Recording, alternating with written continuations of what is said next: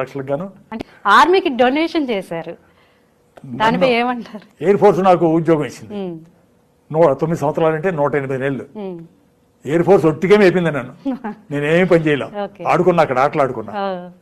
So నాకు అనిపించింది నా కంఫర్టబుల్ ఉన్నప్పుడు I should give back to the society. వేరే వేరే అంతా ఇస్తున్నాను కదా, అక్కడ కూడా నేను ఒట్టిగా తిన్నాను. ఇస్తే బాగుంటుందని 108 లక్షలకు గాను 108 నెలలకి 108 లక్షలు. ఓకే, అది 108 నెలలు పని చేశారు కాబట్టి సేమ్ అమౌంట్ ఇచ్చారు. అది దాని వెనక రీజన్ అది అంటారు. అట్లాగే ఇందా చెప్పాను కదా, మా ఊళ్ళో మా నాన్నగారి స్థలం కూడా దాని వాల్యూ గట్టిచ్చాను. అట్లా everything I want to give it back.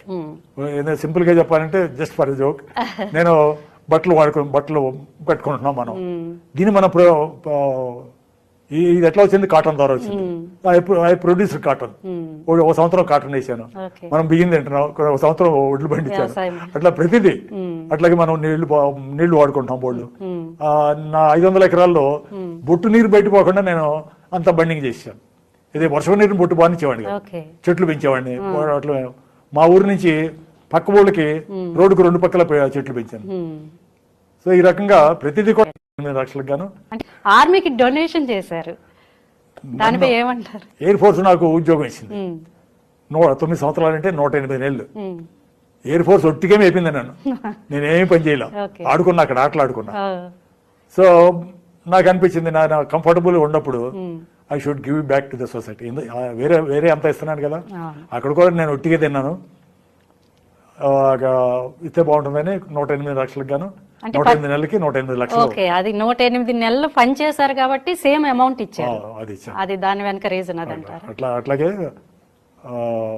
ఇందా చెప్పాను కదా, మా ఊళ్ళో మా నాన్నగారి స్థలం కూడా దాని వాల్యూ గట్టిచ్చాను. అట్లా everything I want to give it back. Simple గా చెప్పాలంటే జస్ట్ ఫర్ జోక్, నేను బట్టలు కట్టుకుంటున్నాం మనం. దీన్ని మనం ఇది ఎట్లా వచ్చింది? కాటన్ ద్వారా వచ్చింది.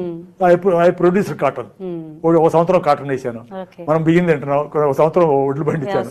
అట్లా ప్రతిదీ. అట్లాగే మనం నీళ్లు వాడుకుంటాం బోళ్ళు. నా 500 ఎకరాల్లో బొట్టు నీరు బయటపోకుండా నేను అంత బండింగ్ చేశాను.